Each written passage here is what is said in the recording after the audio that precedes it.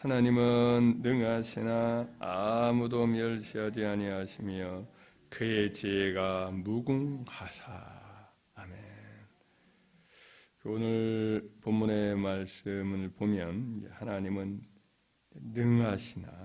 능하시고 또 그의 지혜가 무궁하사 이런 내용이 나오는데, 원문으로 가서 보면은 이제 같은 말이 좀 강조되어 있습니다. 갑이라는 단어, 전능하다라는 단어가 2번이나 쓰였어요. 하나님은 전능하시다. 또 어디에서 또 전능하시냐? 그걸 또 한번 강조하기를, 그의 지혜 능력에서 전능하시다. 이렇게 되어 있습니다. 그러니까 하나님은 모든 면에서 전능하시다는 거예요. 그리고 지혜의 능력에 있어서 역시 또 전능하시다. 전능하다는 말이 매우 강조되어 있죠.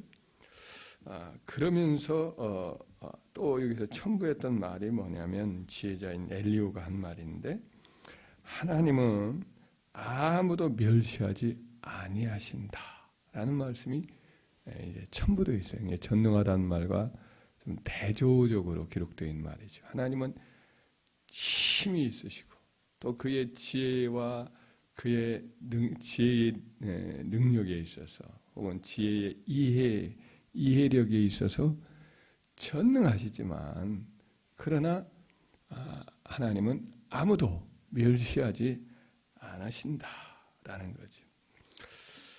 하나님은 한없는 능력이 있으면서도 불구하고 능력면에서는 보면 형편없을 수밖에 없는 형편없는 사람을 아무도 하나님은 무시하지 않는다는 거죠. 인간을 무시하지 않고 그 자신의 이와 같은 능력을 과시하지 않는다. 자신을 젠치하지 아니하시고 또 뻐기지 않는다. 이런 말씀을 하고 있는 거죠. 하나님은 모든 힘을 다 갖고 있으면서도 그 힘을 과시하지 않습니다.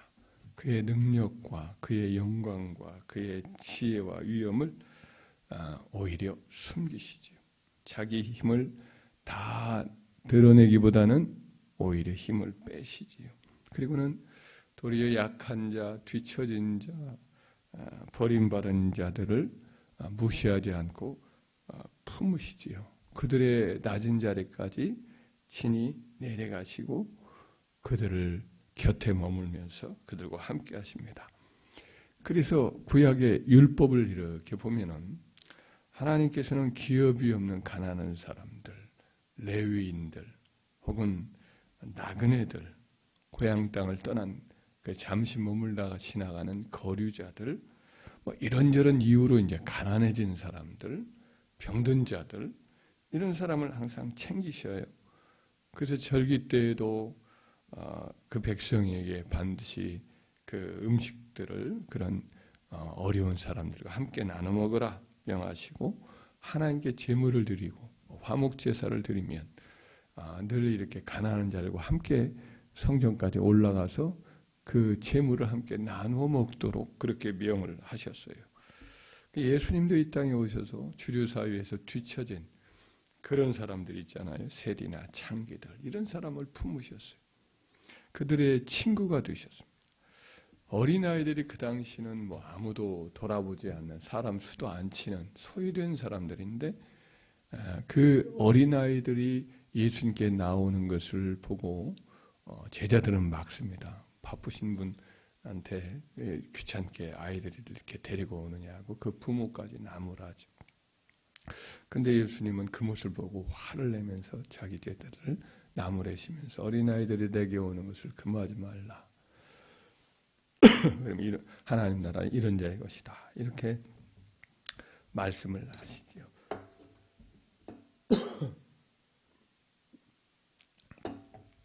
그래, 하나님 아버지나 우리 주님을 이렇게 보면 일단 보잘것없는 자를 품으시고 존중해줘요. 아무도 멸시하지 않는 우리 주님의 성품을, 하나님의 성품을 잘 보여줍니다. 그래서 구약 시대를 가만히 보면은 하나님이 이제 아브라함의 첩 하갈을 대하는 것을 보면, 하갈은 하나님이 그냥 얼마든지 내칠 수 있는 그런 참 작은 존재죠. 하나님은 이미 이제 그의 아내 아브라함의 아내 사라를 통해서 낳을 자식에게 언약을 맺기로 작정을 하신 분이죠. 그래서 하갈은 이제 뭐 그런 하나님의 계획에 있어서 본다면 그렇게 염두에 둔 사람이 아니거든요. 근데 하갈이 이제 아내가 되고 잉태를 하니까 사라를 멸시를 하니까 사라가 노하지요. 그래서 학대를 하니까 하갈을 피해서 도망을 치지 않아요? 여기 사라를 피해서 하갈이 도망을 칩니다. 나갔다가 죽을 판이에요. 근데 하나님의 사자가 찾아오셔서 그를 타이르고 다시 사라에 가서 복종하라고 말하고 그가 목말라 죽을 판인데 이렇게 잘 이렇게 힘을 돋구어서 보내줘요. 나중에 이제 아이를 잘 낳고 이스마엘을 낳고 잘 길러가는데 나중에 뒤늦게 사라가 또 아이를 낳았죠. 이삭을 낳았는데 이스마엘이 이제 질투심도 생기니까 자기 사랑이 다 그에게 가니까 이 이삭을 젖을 떼는 날 한 3살이나 이 정도 됐겠죠. 조롱을 하고 좀 못되게 굴었던 모양입니다. 또 사라는 이걸 또 못 참아요. 그래서 하갈과 그리고 그 아이를 내보내라. 하나님이 우리 기업을 함께 나눌 수가 없다면서 아예 그냥 내쫓으라고 아브라함을 압박을 하니까 아브라함이 어쩔 수 없이 고민을 하고 있는데 하나님이 사라 말을 다 들으라 이렇게 이야기를 합니다. 내보냅니다만은 또 아이와 함께 또 하갈이 또 광야에서 헤매다가 죽을 판에 물이 없어서 근데 하나님이 또 찾아와 주셔요. 그리고 이 우물을 또 열어주셔서 마시게 만들고 또 위로해주고 격려해줘서 또 하갈이 이스마엘을 데리고 나가서 광야에서 그 아이를 잘 기르고 또 그 아이에게 하나님이 크게 번성하게 하시는 그런 축복을 내리신다고 약속하시고 또 약속을 다 이루고 그 민족을 창대케 하지요. 이걸 보면 참 하나님이 참 보잘것없는 한 여인인데 애굽 출신의 여인인데 그 여인과 그 아이를 챙기는 것을 보게 됩니다. 하나님은 참 어떤 의미에서는 아무도 멸시치 않지요.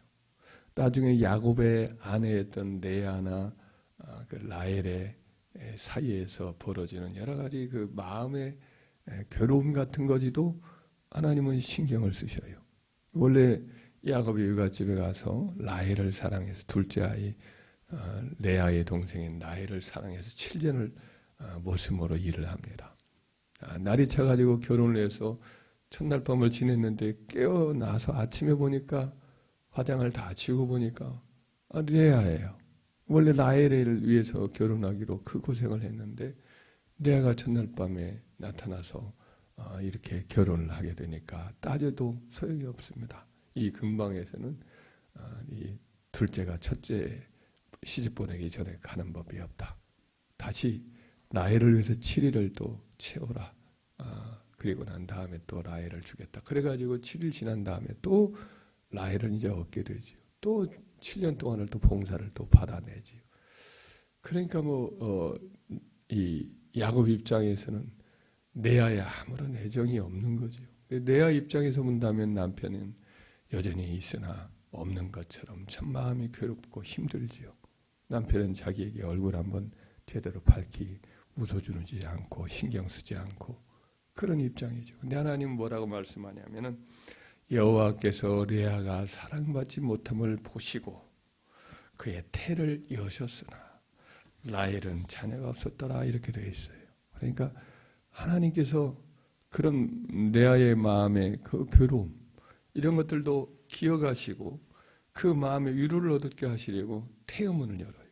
자식을 많이 낳지. 자식을 6명, 7명까지 낳아요. 그런 연후에야 라헬도 또 불쌍하니까 자식 못 낳는다고 또 죽겠다고 막 그렇게 아우성을 쳐요. 라헬 입장에서는 또 여자애로서는 자식을 못 낳으니까 그와 같은 괴로움이 있음을 아시고 그때서야 그냥 뒤늦게 요셉을 낳게 하시고 또 베냐민을 낳게 하시죠. 하나님은 참 이런 걸 보면은 사람의 마음까지도 헤아리셔서 그 마음을 위로해 주시고 인도해 주시고 돌봐주시는 그런 분임을 알 수가 있습니다. 그런 성경의 내용이 참 많이 나와요. 예를 들면 나봇이라는 사람은 그냥 평범한 사람인데 아합 왕이 그 밭을 빼앗으려고 그를 죽이고 그 아들들을 죽이죠. 하나님은 바로 그 일을 기억하시고 아합 왕과 그의 아내와 그의 자식들을 전부 핏값을 이스라엘 지방에서 나봇을 죽인 그 지방에서 다 이제 처리를 이렇게 하시는 것을 보게 됩니다. 나봇의 피가 땅에서 호소하는 것도 하나님은 기억하시고 그 핏값을 갚으시는 것을 보지요. 평범한 사람이지요. 그런데 하나님은 그런 평범한 사람의 고통도 하나님은 기억을 하시고 아무리 존귀한 자고 왕일지라도 다윗이 왕일지라도 악을 행하면 하나님 그 값을 지불을 요구를 하시는 것을 보게 됩니다. 그래서 하나님은 참으로 아무도 무시하지 않습니다. 모든 사람을 존중합니다. 그래서 이 점을 우리도 기억을 해야겠다. 우리가 힘이 있고 지혜가 남다르고 재능이 있고 남다른 어떤 지위가 있고 모든 소유를 갖고 있고 설령 그런다 할지라도 우리는 하나님과 같이 그 가진 것을 드러내지 않고 오히려 그 힘을 숨기고 능력을 숨기고 지혜를 숨기고 더 그렇지 못한 사람들을 돌아보고 품고 그들과 함께하고 그들을 존중해 주는 사람. 그리고 우리가 가진 힘이나 능력이나 지혜나 혹은 여러 재물이나 우리의 모든 어떤 특별한 점들이 있다면 이것들을 가지고 섬기는 일로 쓰는 거죠. 이런 것들을 오히려 숨기는 거죠. 오늘 본문의 말씀에 그래서 엘리후를 통해서 드러난 하나님의 복된 성품. 하나님은 전능하시나 아무도 멸시하지 아니하시고 그의 칭력 지혜의 능력에 있어서도 전능하시다. 아무도 멸시하지 아니하시는 그 하나님.